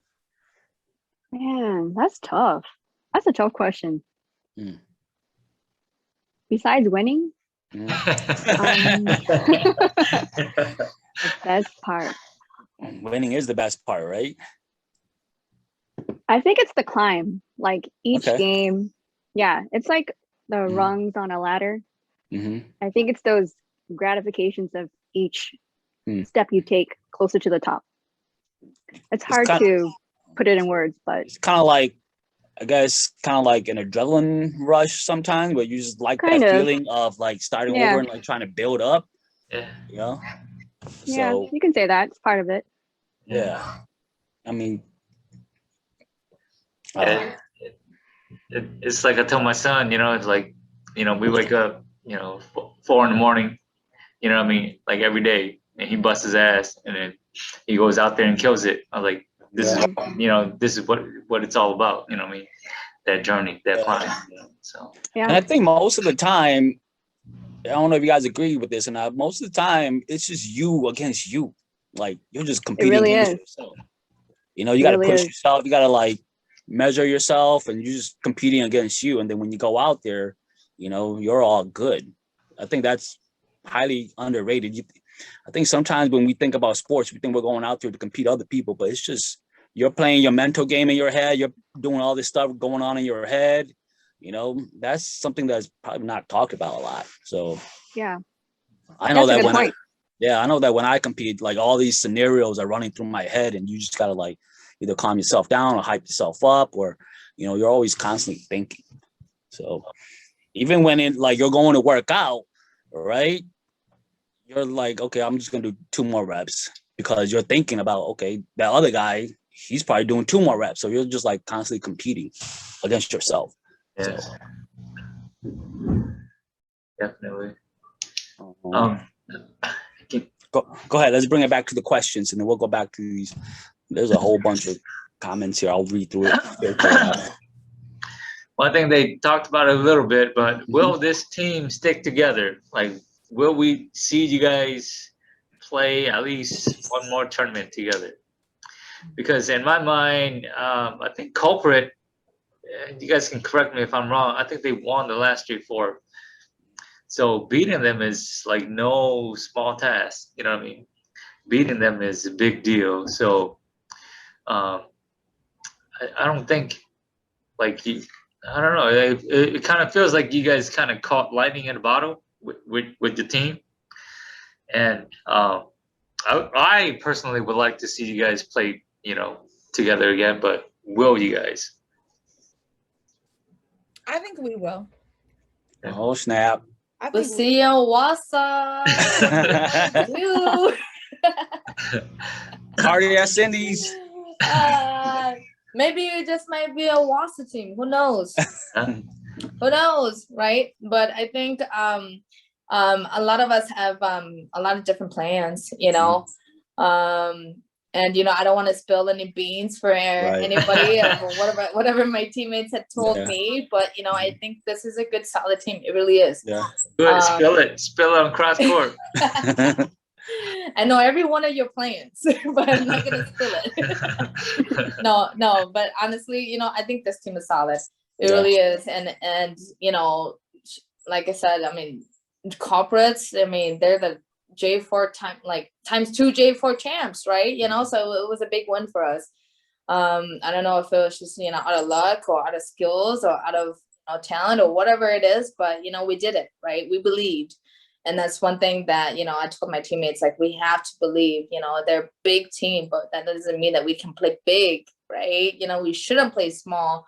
We shouldn't be intimidated. And I know I was intimidated myself. So I knew the nerves were running across all of my teammates. But you know what? I'm glad that we shook it off and we played our game, And, as talking about, for the future, I'm pretty sure we're going to be playing with each other and, some of the tournaments, if you see dead presidents, that's Labor Day. Won't be for Labor Day. Labor Day, I think some of us got some different plans. Some of us are planning to stay in Minnesota. I think Kim is planning to stay in Wisconsin. So look out for her as well. But most of us are going to be staying in Minnesota. Okay. But dead presidents itself, I think we have to wait for our MVPs, Anu and Charisma and Angel to come back. And once they give us the time, I think we'll come back together in the summer next year. Okay. Let's go with one more question. Why don't you answer this one, since it goes a little something like this. What advice would you give the girls that don't have a school volleyball background? So you've been down that path. You never played for high school. What advice would you give these girls who are trying to play volleyball? I think it really comes down to how bad you want it, because I was, like I mentioned before, I was taking like 3 buses, going out of my way to go play volleyball with a bunch of girls I didn't even know across town. But I knew that they were better than me, right? And I surrounded myself with those girls that are better than me so that I can learn from them. They didn't know my name, you know, they didn't know me when I showed up. And the thing is, you know, when you go to the park and you play with, you see new girls there, a lot of people are just scared. They're kind of just sitting there watching, but you know, you want to play. But they're scared to go to the person to ask, like, who's counting next? Can I hop on your team? Like, hi, my name's Kim. Can I play with you? Can I hop on? They're scared to do that. And that's what I had to do at a young age, because, you know what, I wanted to play. And so I did whatever it took to go and ask those girls. And once I wasn't the best, but I would perform. And then if I didn't play well, I'd go home and literally I would like roll the volleyball up on the roof, let it drop down, and I would pass. I would hit against the wall. She got old school mentality. There's nothing else, right? But it comes down to how bad you want to play, how bad you want to get better, right? So no one was there to train me. I watched YouTube videos. I reached out to other volleyball. New school. YouTube new school. Right? But hey, I mean, you got to ask questions. You got to be like, okay, well, hey, how do I hit better? You know, you got to ask the questions. You got to be in the process of and prove that you want to be better. And so I think through that, people see and people notice as you improve, and then they give you opportunities to play with them. They'll be like, hey, you want to play with us for this tournament? You have to take it, even though you feel as though they're not as great. Taking every opportunity to play in a tournament when you're beginning off is really good experience and practice. You know what you're good at, you know what you're not good at. And you know who you want to play with, you know who you don't want to play with. So that's kind of that journey that I kind of took. But I had to put myself out there. I think that's the biggest thing. That's the hardest part. Now, Kim, you mentioned like nobody in your family played volleyball. How did you develop this interest? Like going out of your way, going across town in Milwaukee? That's not even safe. I gotta put like how did you? I mean, Milwaukee is no joke. I'm telling you. How did you develop this love for sports or volleyball? Like, where did that come from? I think it was a lot of people in my church. I mean, that's where I started off. I grew up in the church. There was a lot of athletes in the church. They would set up at the park on a Sunday, and I would just go play. And so I kind of saw how other people played and wanted to start getting better and wanted to start improving, just so that I could go out the next Sunday and play a little better, right? And that's where it really started from, because I didn't have any friends in the Hmong volleyball community at the time. And then through them and their friends, I got introduced to more people, and then I found the bus routes and put up some change and went to go do what I had to do. Do you credit being involved in basketball also? To me playing volleyball now? Yeah. Yes, I guess, because sophomore year I stopped playing because my parents weren't as involved in school sports with me. So I didn't really see that support there, and so I kind of gave that up. And then it made me turn my attention more towards volleyball and take it seriously. Yeah. Because I know my son just started, like, and even with me, like basketball was my first love, and basketball was my son's first love. But he's only played like for 3 years, and he's transitioned easily because he's played basketball. You know what I mean? Like, so I was wondering if that was the same case for you guys, because it's kind of plays. It helps. Yeah, it does. Yeah, it helps. It does help. My approach is really like a straight up, and then I swing. That's what a lot of people have told me when I first started, and that was from basketball. Yeah. You know, you got to rebound. So, and I know Gail can speak on that too. Yeah. Gail, can you speak on that a little bit? Well, like when you do, what is that run where you is it the J, the set that goes behind the J slide? Oh, the slide. Yeah, that's kind of like doing a layup. Yeah.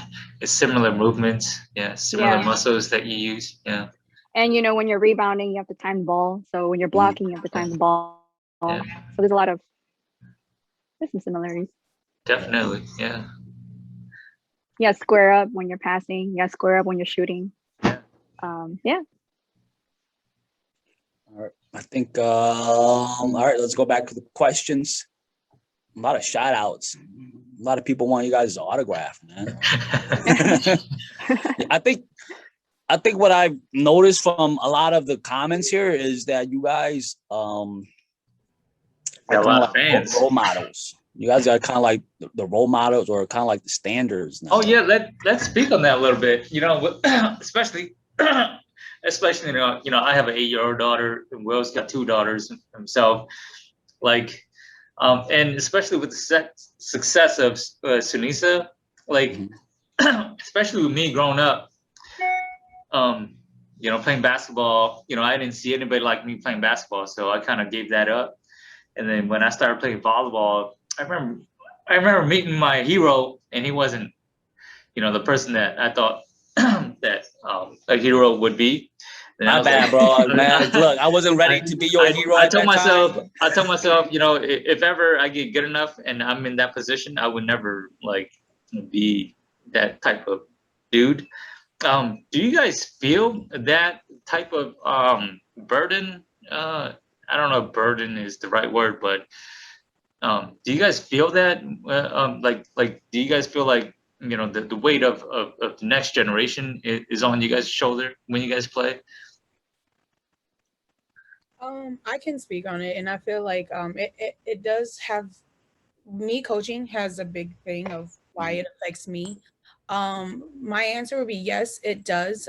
I feel pressured, but I don't look at it as pressure. It goes back to, it's what motivates me. Because a lot of the youth in the Hmong community are girls that, you know, I coach. And even when I play with my own team, Hype, Hype is never really like a great, amazing team. Hype is known for having the young players. And then like my mom is our original setter, you know, so it's more like a family bringing up the youth.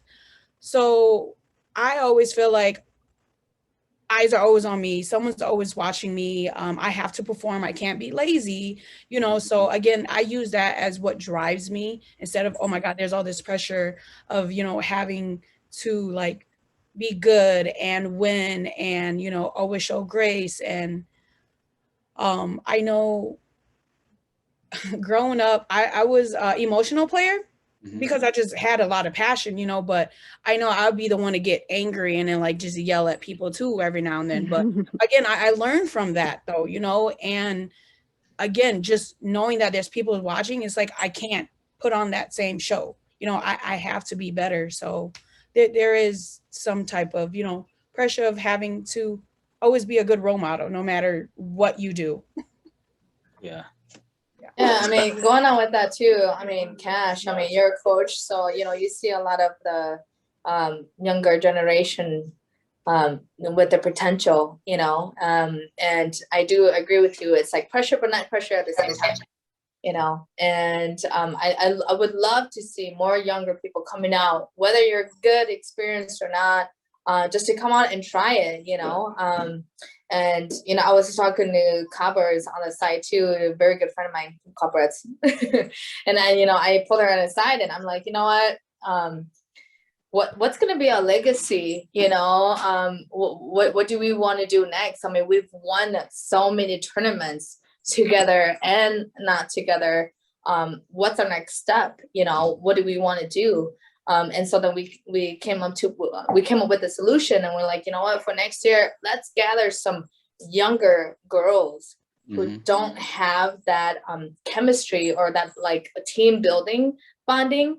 And let's bring them in and let's train them, let's coach them, let's do whatever we can to help them grow to the fullest potential. So then when we do decide to retire, let's go and leave them with, you know, whatever we taught them, and, you know, and with their own legacy, right?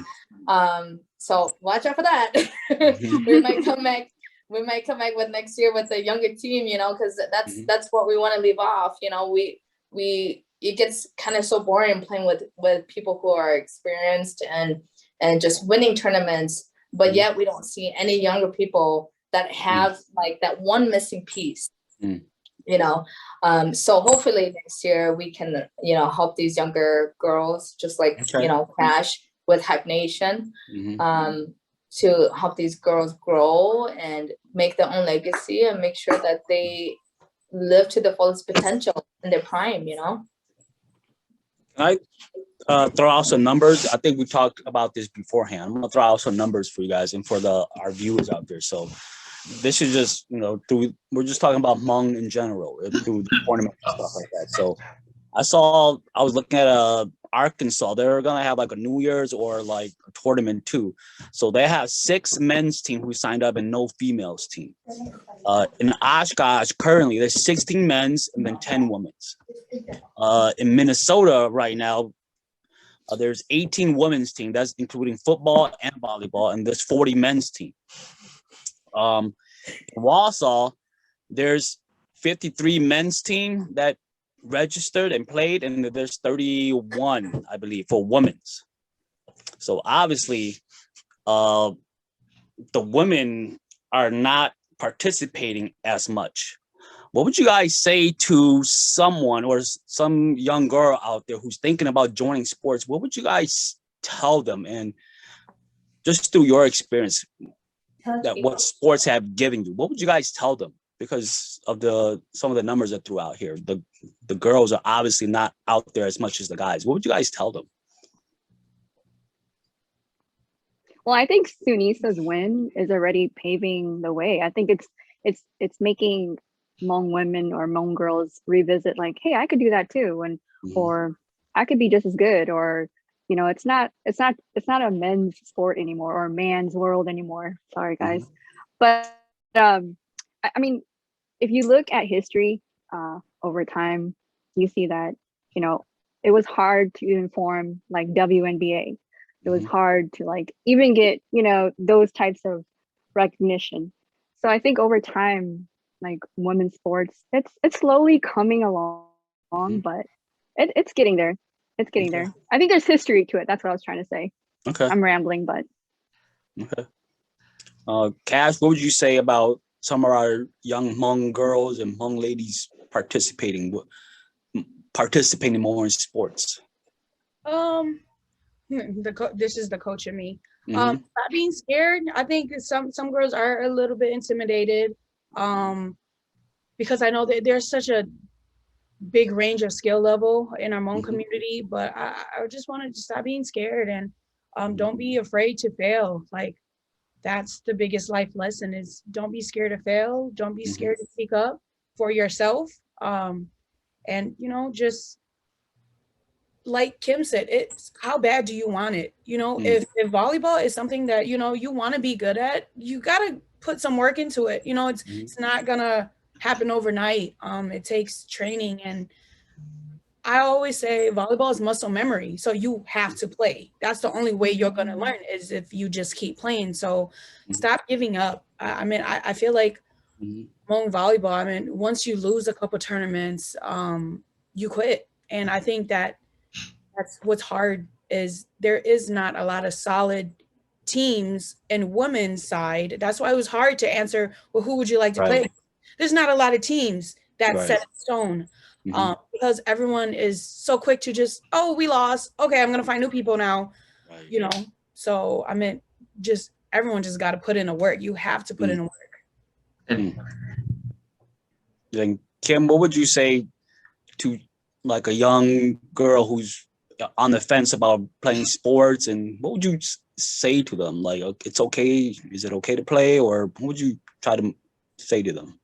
Yeah, 100%. Because I know how it feels like when you don't really have anyone to play with. You don't know where to start. But like I said, it's surrounding yourself with the people that are where you want to be. Surround yourself with the people that are better than you. My dad always told me, he was like, if you keep just playing with the same girls at the same level that you are, you're not gonna get better.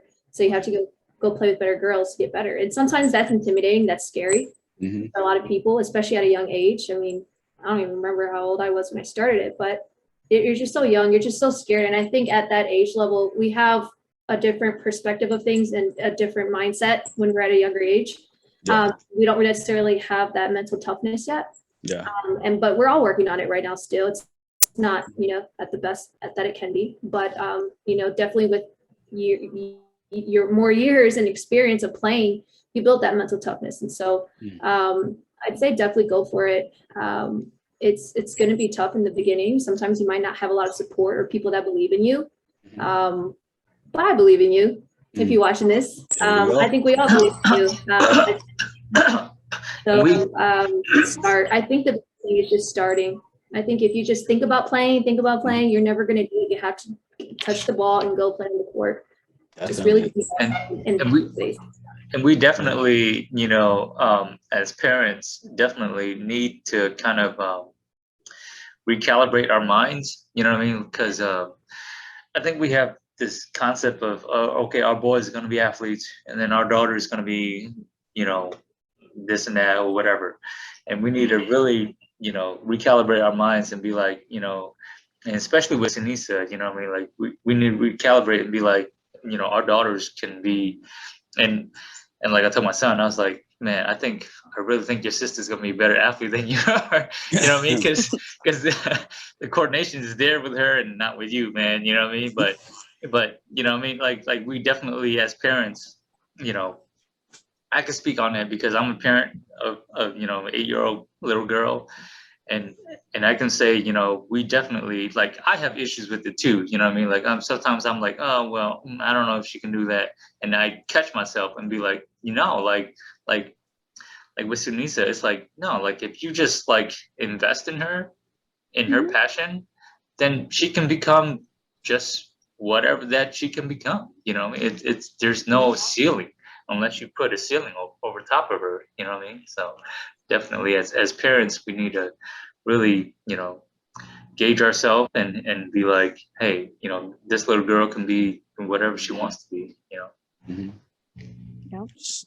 Cindy, do you have anything to add to that? What would you say to a girl who, you know, wants to join a sport but doesn't really have any role model, or, you know, or kind of timid about trying it? What would you say to them?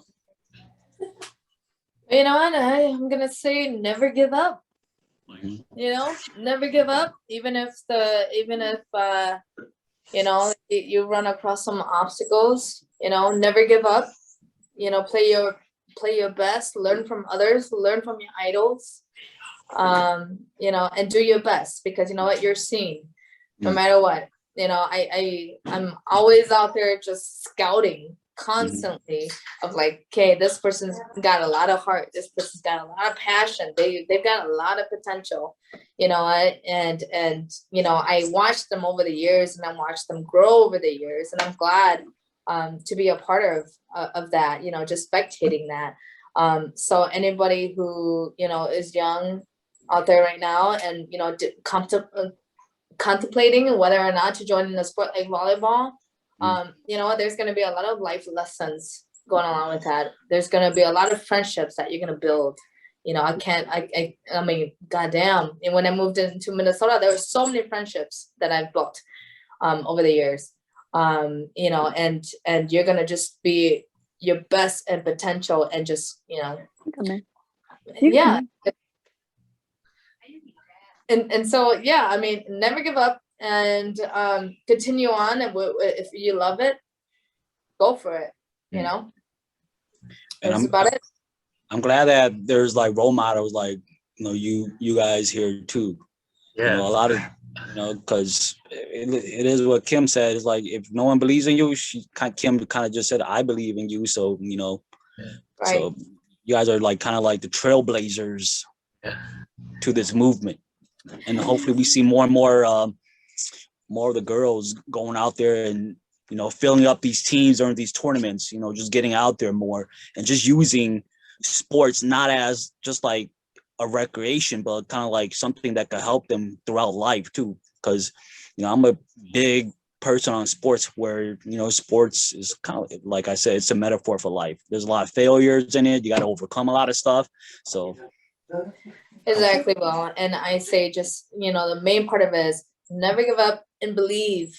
You know, when you believe, anything can happen, right? You know, anything can happen. That's what I stressed out to my team way from the beginning, you know, every team that we played against. We knew that it was going to be tough, but we believed, right? And that's something that made us win, you know? And so that's something that every individual, whether you're experienced or not, needs to take into consideration as an athlete, you just need to believe that you can be better, and people believe in you, just not yourself. But it starts from you, right? Yeah, for Starts sure. from you. For sure. Yeah, we totally appreciate you guys coming on and giving some representation. Like we definitely need more women athletes on, and that's what we're fighting for. And when you guys agreed to come on, I was stoked. I was like, oh, finally. I mean, like I can only with Joa, I know her, so it was easy. Kang, she's my sister-in-law. My Xiong, we've been knowing each other, playing all these years, and Kai. I mean, I know their family, so it's like it was easy for that group. But like for you guys to come on, it definitely, I greatly appreciate it, because we definitely need more representation from the women's side, and to say that, hey, like we're here, like we're athletes too. So definitely. Well, thank you for having us, though. Thank you for having us, and I mean, the hype is at the men's volleyball mostly, but thank you both for having us. It represents women volleyball.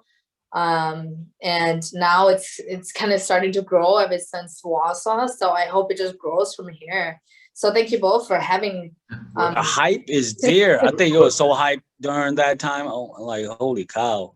We're definitely going to cover, women's volleyball a little bit more. I know Will's going to be down here in Oshkosh. I'm going to, my son and I are going to be up in Minnesota and cover that tournament. So we're definitely going to try to, kind of expand a little bit. I know we've been, guys heavy, but, our aspirations are to kind of,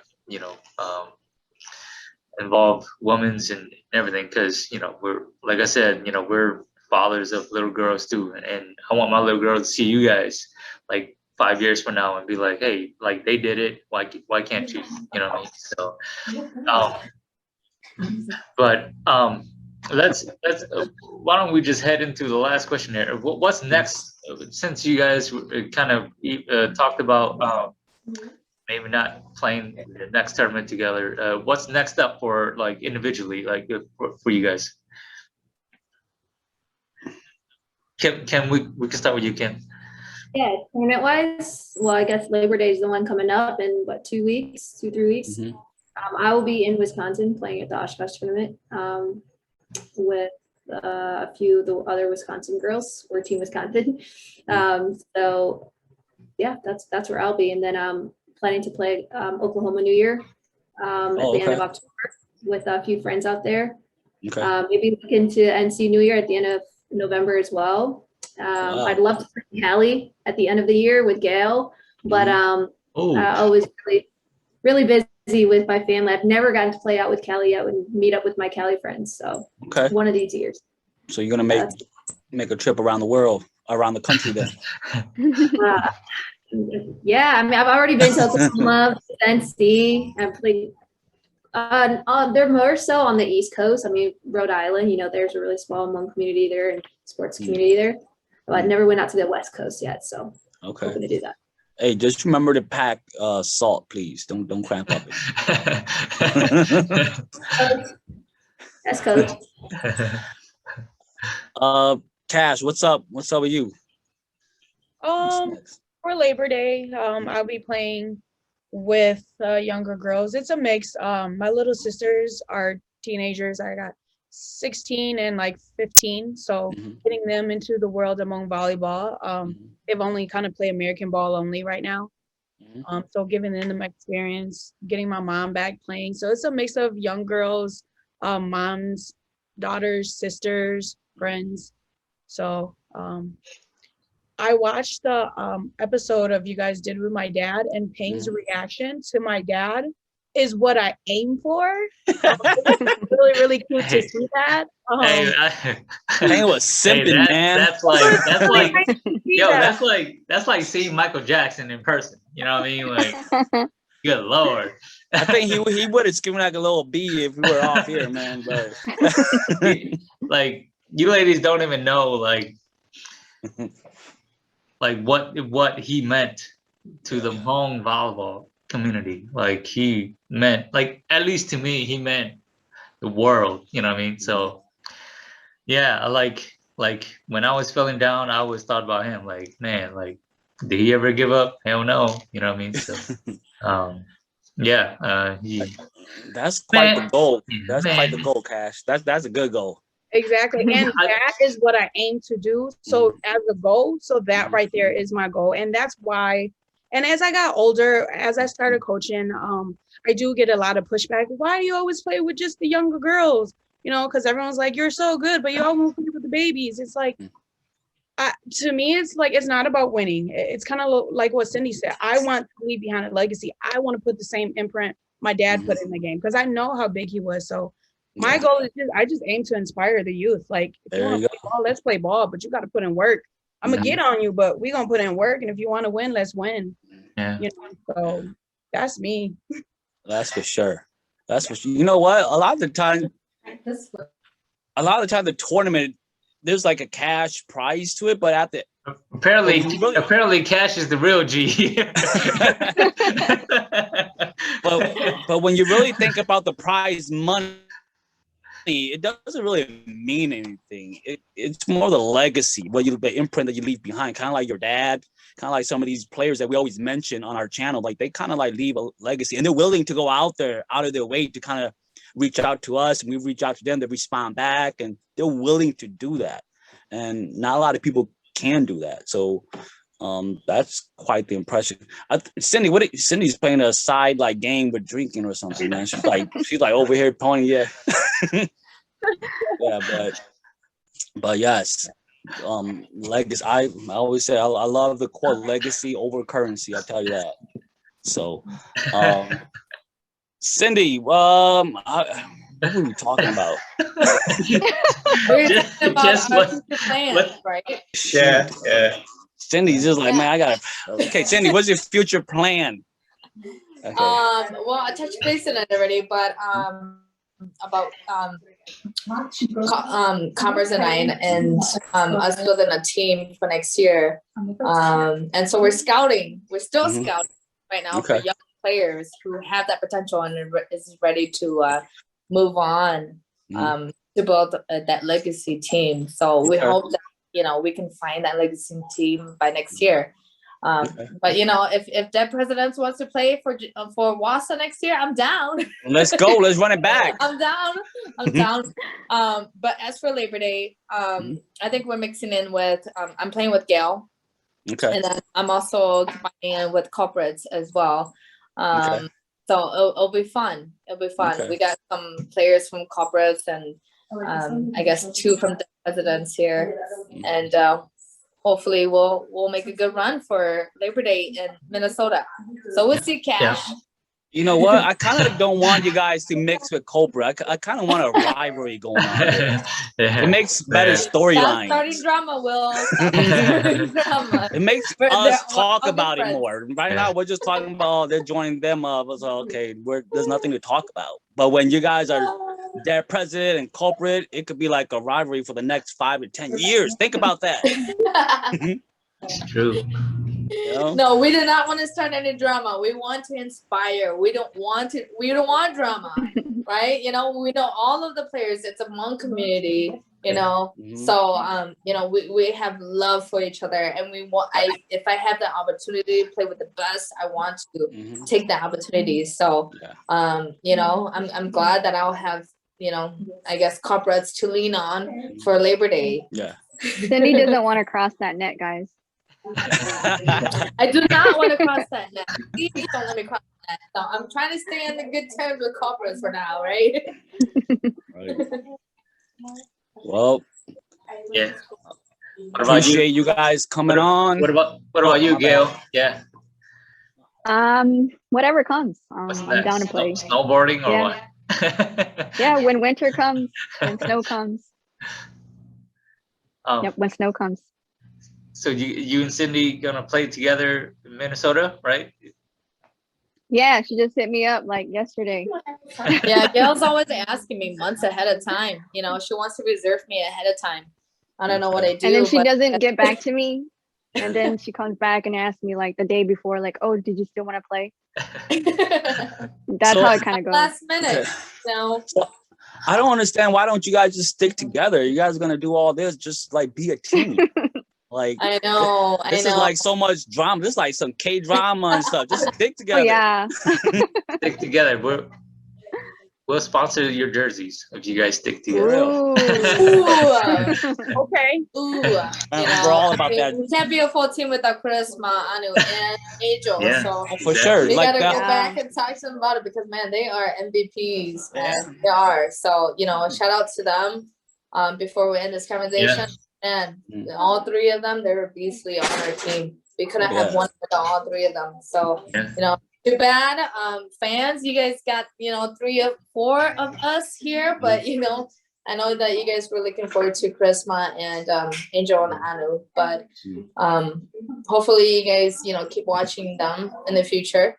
They're gonna grow up to be great. Trust me, better than us. Yeah, they definitely are well on their way to being top players, and they have veterans like you guys to kind of guide them. I don't doubt at all that their growth in the next few months, couple years or whatever. So definitely shout out to them. But Let's go. Yeah. Cindy, how many did you drink over there already? Holy smokes, man. She's like I think 5. No, I missed one. Yeah. 5. geez, she's stealing the show, man. She's like That's one of my hobbies. guess. Oh. Well, we want to Peng and myself, CrossCourt, we want to thank you guys very much for spending 2 hours out of your night. Oh yeah, on a good Friday luck. night. Goes by real fast. Yeah. It does. So, we appreciate you guys sharing your story, stepping out there like that. And it seems like in the comments right here, after the show, you guys go and answer some of these questions in here. It seems like you guys got a lot of fans. You guys made a lot of impression on a lot of people, especially nowadays where this day and age where we could connect so well with like the social media and stuff. When we put your games out there like that, people draw to it. And they're like, we have like fans now. And I kind of say, we don't take this game serious, then it's just going to be like another thing. Like we're just going to the tournament. But Yeah. CrossCourt, Peng and myself, we decided to take this game like it's more than just a game. It's like our culture. Yeah, so we want to make you guys like celebrities. You know what I mean?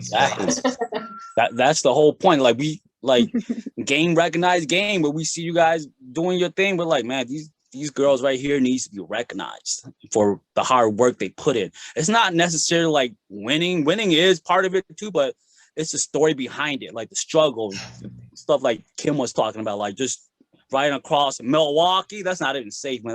That's crazy. Going across town like that and just the story behind it. That's kind of like the inspiration where, when someone listens to that, they'll get inspired by that. So, because we definitely, I think at least for me, my goal is to have you guys, recognized as, top Hmong athletes, not just, women athletes, you know what I mean? So, right. I mean, you guys definitely, put in just enough or even more work than, some of the men nowadays, you know what I mean? So definitely, I really want to shine a light on you guys and definitely get you guys to be recognized as top athletes in our community.